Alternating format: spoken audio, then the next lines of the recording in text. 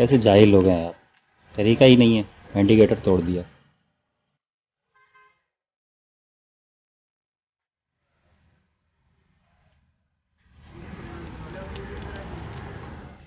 भाईजान, बहुत बहुत माजरत चाहता हूँ। बाइक निकालते वक्त आपकी बाइक का इंडिकेटर मुझसे टूट गया है। इंडिकेटर के पैसे बाइक की साइड पॉकेट में रखे हुए हैं। हो सके तो मुझे माफ कर देना। शुक्रिया।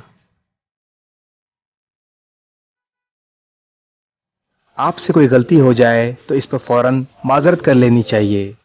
यकीन करें, आप अपनी गलती पर फौरन माजरत कर लेंगे तो आपके दिल को बहुत सुकून मिलेगा और दिलों में कभी नफरतें पैदा नहीं होंगी। इस वीडियो को शेयर जरूर करें। हो सकता है आपके एक शेयर से ये बात किसी के दिल में उतर जाए।